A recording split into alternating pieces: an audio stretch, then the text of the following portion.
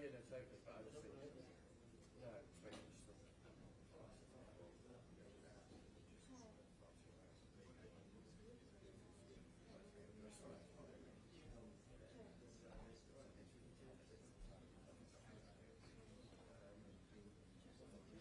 Right, so,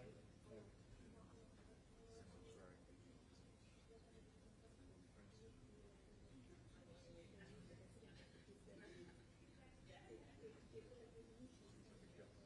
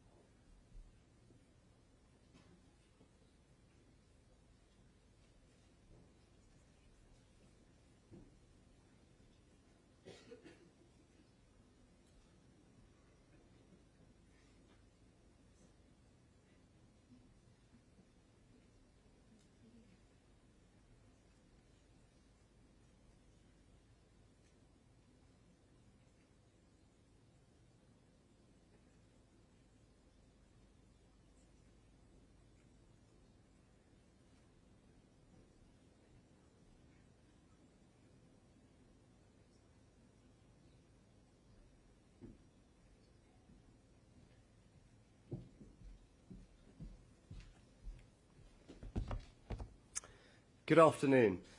It was here at Bletchley Park where codebreakers, including the British genius Alan Turing, cracked the Enigma cipher, and where we used the world's first electronic computer. Breakthroughs which changed possibilities for humanity. So there could be nowhere more fitting for the world to come together to seize the opportunities of the greatest breakthrough of our own time, while giving people the peace of mind that we will keep them safe. I truly believe there is nothing in our foreseeable future that will be more transformative for our economies, our societies and all our lives than the development of technologies like artificial intelligence. But as with every wave of new technology, it also brings new fears and dangers. So no matter how difficult it may be, it is the right and responsible long-term decision for leaders to address them. That is why I called this summit, and I want to pay tribute to everyone who has joined us and the spirit in which they have done so. For the first time ever, we have brought together CEOs of world-leading AI companies, with countries most advanced in using it, and representatives from across academia and civil society.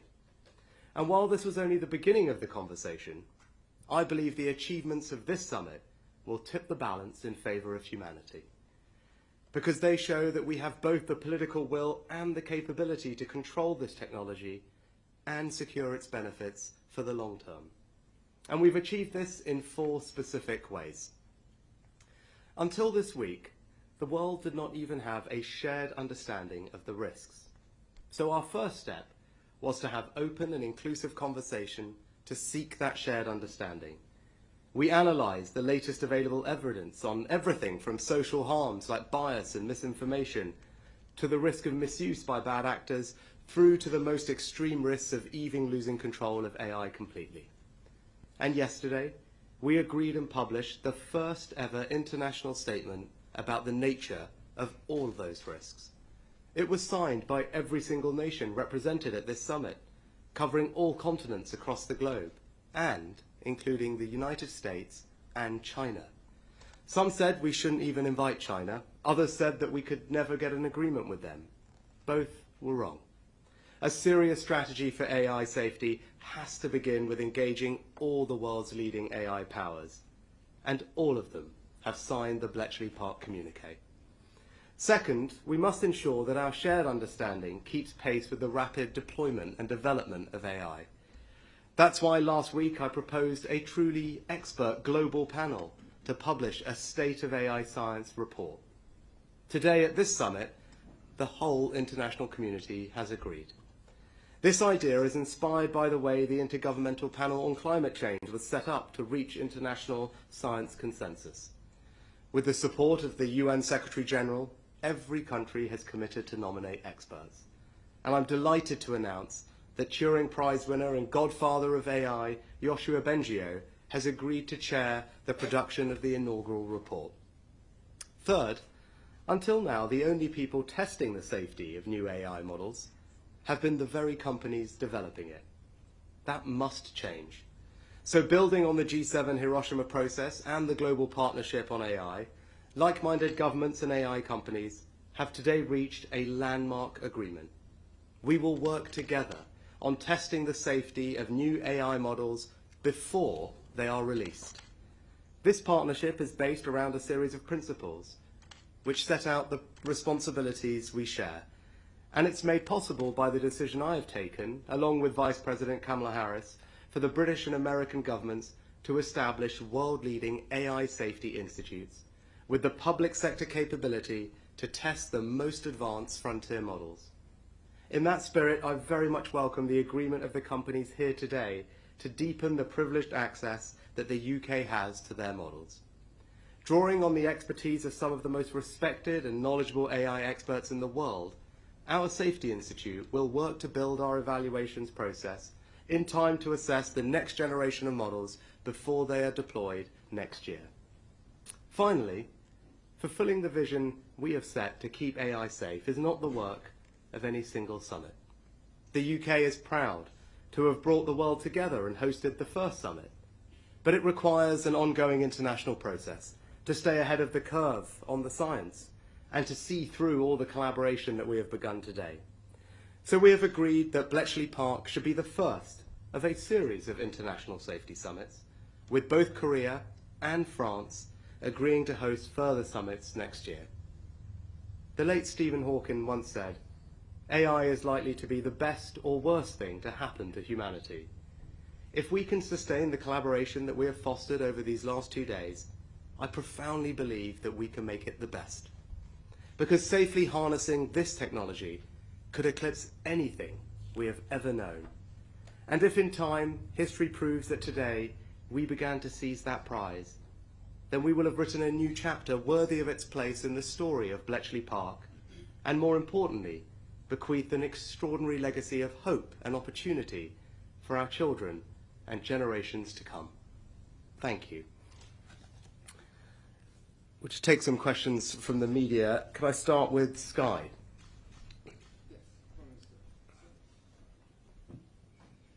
Thank you very much indeed for taking my question. Can you tell me, you say that you've deepened the access that you're going to get for testing and safety. Can you give us an example, a concrete example of how you're going to get better or deeper access to some of these models to reassure people that they will be safer following these negotiations? And then if I may, looking forward to your meeting with Elon Musk this evening, what is most interesting to you out of that meeting? His views on killer robots, or whether he might be prepared to build a Tesla battery factory here in the UK, for example? Great. So when it comes to AI safety testing, what I want people to be reassured by is that we in the United Kingdom are actually ahead of, I think, any other country in developing the capabilities and tools that we need to keep people safe. We've announced the creation of the AI Safety Institute. It's backed by a significant amount of funding. It builds on the work of the foundation model task force that we set up a while ago. And not only is it funded, it's also attracting the best and the brightest scientists and researchers from around the world to come and work there. Because in order to regulate this technology, in order to make sure that it is safe, we have to have the capability to understand what these models are capable of, to do that safety testing and evaluation. And I think the critical thing that we've agreed today, which is, as I said, a truly landmark agreement, is that we will be able to do that in advance of these models being released. That is a new step that was necessary. People have called for it. And when I was speaking to many of you last week, indeed it was raised then. I think it may well have been raised by you, Tom, but I'm pleased to say we've delivered on that. You were right to ask it, because in order to make sure that people can be kept safe, we need to be able to get in there in advance to do the testing. And that's what the Safety Institute will do. Now, there's a rate, we haven't got time to go into all the different things that it will do now, but in broad sense is, look, our job in government is to have the expertise to go and test things before our citizens are exposed to them to make sure that they're safe. That's what we will now be able to do, and we're developing the capability and the expertise to do that. There's a range of different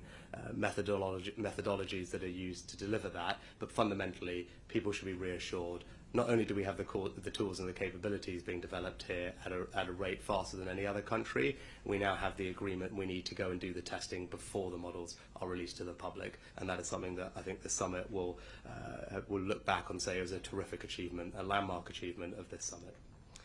Next, I'll go to the Telegraph. Thank you, Prime Minister. I was actually going to ask about Elon Musk as well, so I'll ask something similar. First of all, what are you planning to raise with him tonight? But also, is your chat not being live streamed because you're concerned about what he might say? I think Elon Musk is someone who has for a long time spoken about AI. He's an investor and entrepreneur, has developed AI companies, and as one of the leading actors in AI, it's important that he was engaged in this summit, and I'm delighted that he was attending and participating yesterday. And actually, it was probably around a decade ago that he first started talking about some of the risks that AI could pose and the importance of governments and others doing what is necessary to mitigate against those. And I think actually, rather than focus on any one personality, I think the achievement of this summit, and I pay tribute to Michelle for all her hard work over the past few months to bring this all together, is for us to have assembled over 100 of the leading AI nations, leading companies developing the technology, and then experts from industry, academia, and civil society together in one place for the first time to have this conversation. I think that is truly an extraordinary achievement. It has not happened before anywhere, and that's the United Kingdom demonstrating global leadership to make that happen. It's not about any one person, it's about the collection that we have brought together. And as you can see in my remarks, not only has it been a very good and thoughtful conversation, it has led to some very concrete outcomes that will ensure that we all can enjoy the benefits of AI, which are extraordinary in how it's going to change our lives in healthcare and education, our economy, but do so in a way that is safe.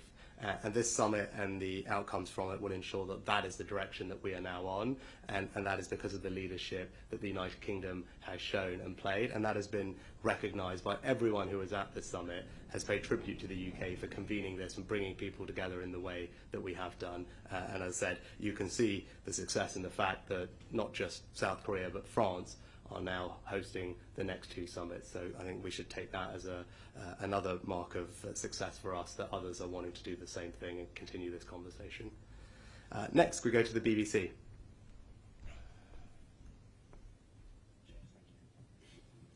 Thank you, Prime Minister. Chris Mason, BBC News. Your focus at the summit here has been on safety issues relating to AI, but do leaders need to be more candid about the consequences of AI revolutionising workplaces, bluntly, potentially putting lots of people out of work? Yeah, I know this is an anxiety that people have, and I think there's a couple of different ways that we should think about it. The first is we should look at AI much more as a co-pilot than something that necessarily is going to replace someone's job. AI is a tool that can help almost everybody do their jobs better, faster, quicker.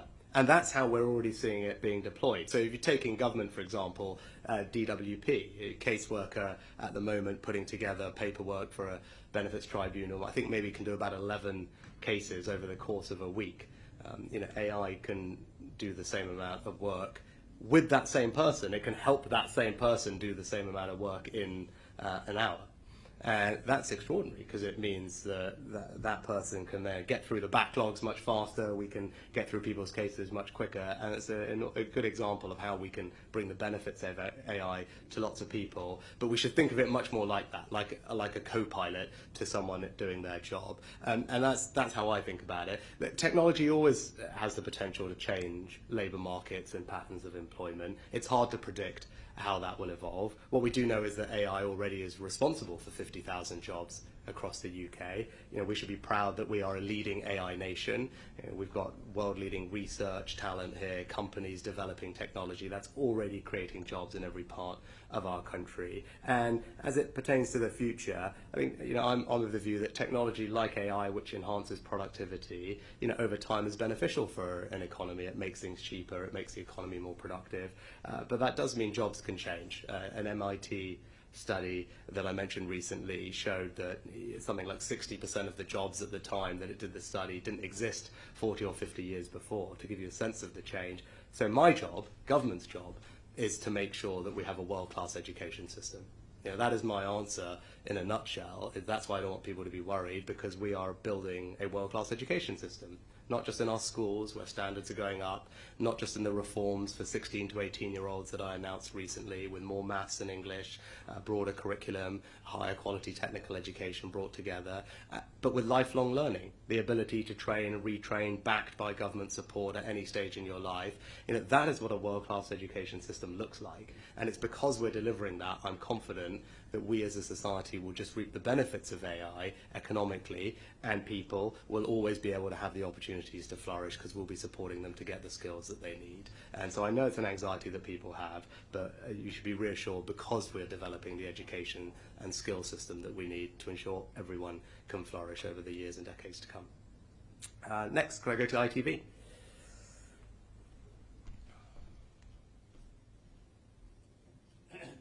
Prime Minister, Robert Gaston, ITV. Prime Minister, correct me if I'm wrong, but I think you're talking about voluntary arrangements with big tech rather than a formal licensing regime. But isn't the lesson of the Wild West of social media that there'll be tremendous harm unless we legislate? Yeah, I think, Robert, I think the lesson is that we need to move quickly. And that's what we're doing, and that's why I started focusing on this some months ago. It's why we've convened this summit, which again is a comment that everyone has made, that now is the right time to be doing this. The technology is developing at such a pace that governments have to make sure that we can keep up. Now, before you start mandating things and legislating for things, I think, by the way, that takes time, and we need to move faster, and we are. But secondly, you need to know exactly what you're legislating for. And that's why our Safety Institute is so important. With a technology that is developing in the way that it is, where the people who are developing it themselves are constantly surprised by what it can do, it's important that that regulation is empirically based, that it's based on scientific evidence. And that's why we need to do the work first. So the Safety Institute, which is up and running, needs to do the evaluations and the research and the testing so we understand what we're dealing with, I think, before we can then spell out the formal regulation that's required. But look, I'm highly confident that we have got the agreement that we need from the leading frontier AI companies, all of whom are represented at this summit, to get the access that we need to do the testing that is required, and we will be able to work in partnership with other AI safety institutes. The Vice President was here and talking about this yesterday, as was the US Commerce Secretary. It's a very welcome development that countries like the US are also developing a safety institute, and they've been very clear they expect to work closely with ours. And that was what we wanted to achieve at this summit. It wasn't just about us doing this. One of our objectives was for other countries to invest in safety research and to approach it in a collaborative way where all these institutes around the world are working together to share research, analysis and information, because that way we will build up a much better picture of exactly what we need to manage against. And so far we've got the cooperation that we need. Of course, I think everyone would acknowledge, ultimately, binding requirements will likely be necessary, but it's important that we do those in the right way, and that needs to be based, as I said, on empirical evidence that we'll get from our testing in the first place. Next, Channel 4.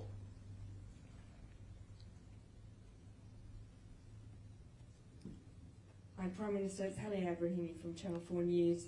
Professor Bencho is very keen that the onus is on companies to prove that their AI applications are safe.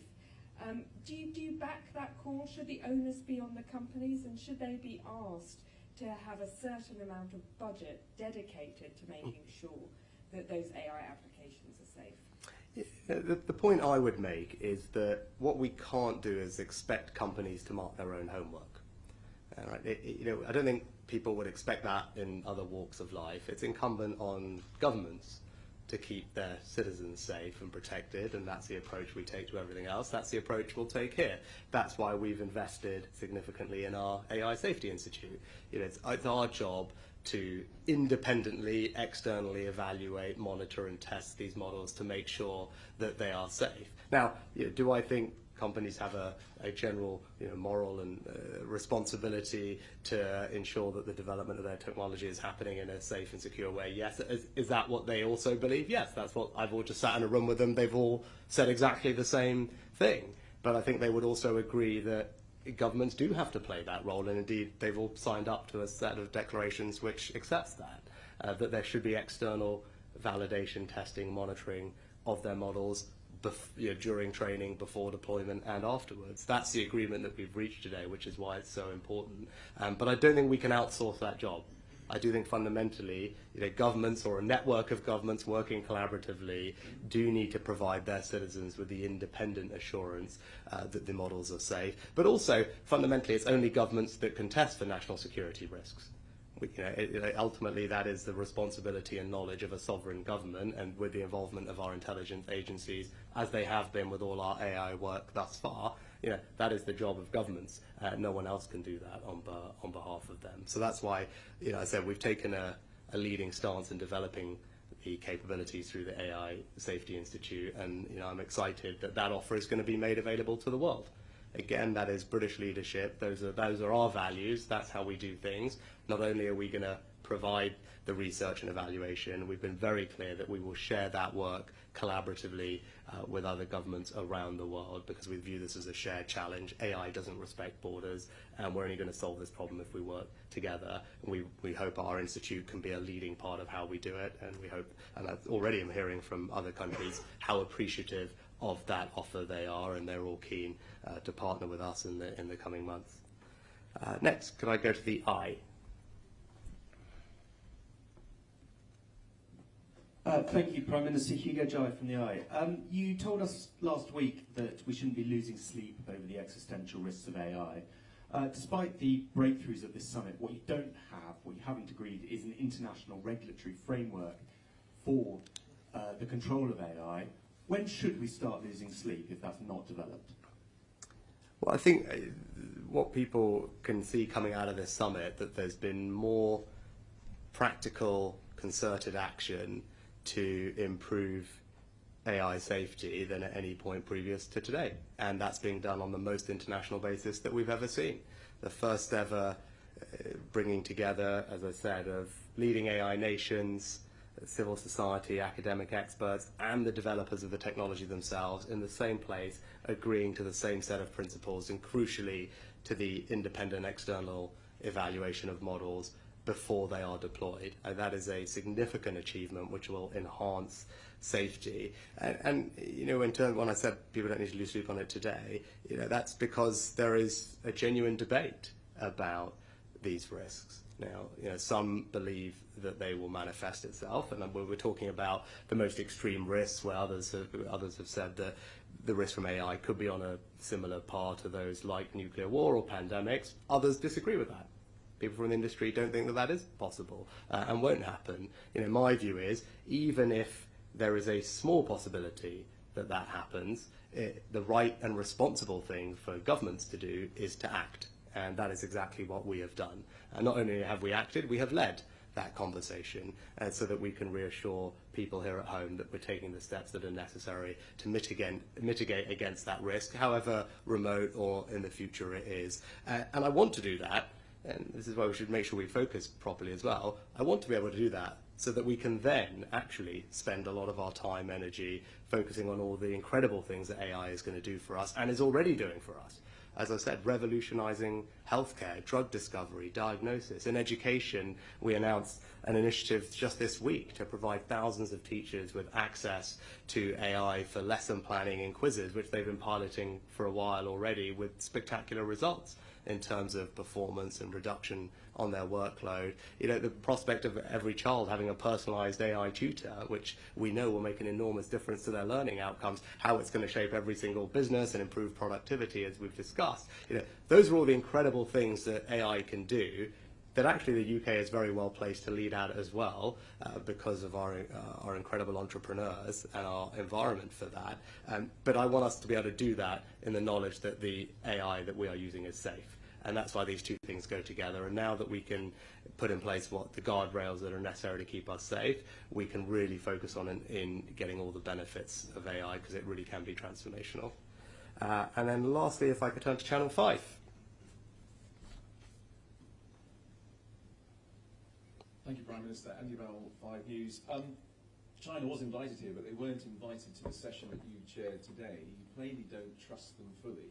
Why would you trust them to stick to any rules on AI in the future? Yeah, thanks, Andy. I think it's a very glass kind of half-empty way to look at it, right? Lots of people said we shouldn't invite China at all. Then lots of people said, well, even if you invite them, they won't come. Then everyone said if they come, then they won't agree. Well, not only did we invite them, they did come, and they signed up to the same set of principles that we, the Americans, the Europeans, and dozens of other countries did. Now, that hasn't happened in a long time. And again, I think it speaks to our ability in the UK to convene people, to bring them together, and actually really make tangible progress on solving some of the world's big problems. Now, it wasn't an easy decision, right? It wasn't an easy decision for you to invite China, and indeed, lots of people criticize me for it, but I think it was the right long-term decision, because any serious conversation about AI safety has to engage the leading AI nations.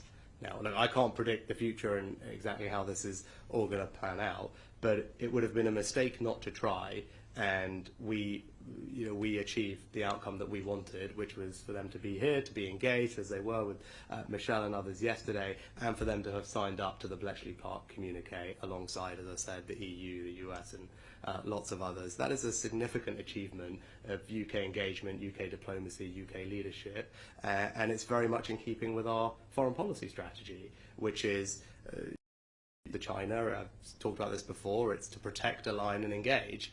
Protect ourselves against the risks that we see, and we're doing that. For example, our National Security and Investment Act allows us to block investment into sensitive sectors of our economy. We've used it, for example, in semiconductors. Align, making sure our approach is aligned with our allies, and again it is, and they have been very supportive of us having China here and believe it's the right thing to do, and it's similar to how they approach these questions, because you need to engage, and that's the last question.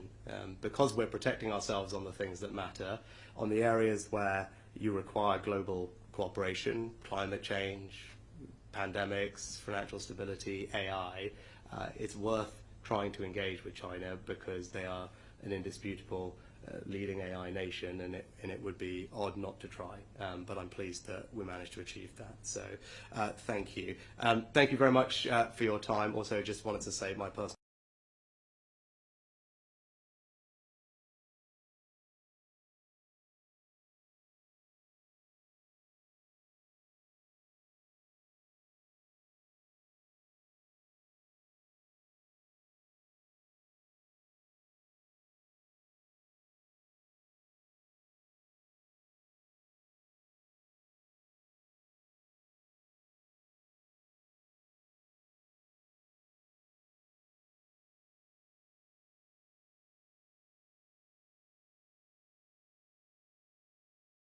that we're doing what is required to mitigate against the risks. I think that time will show that that was a significant achievement over the past couple of days. So thank you to Michelle for all hard work, and thank you all for being here as well.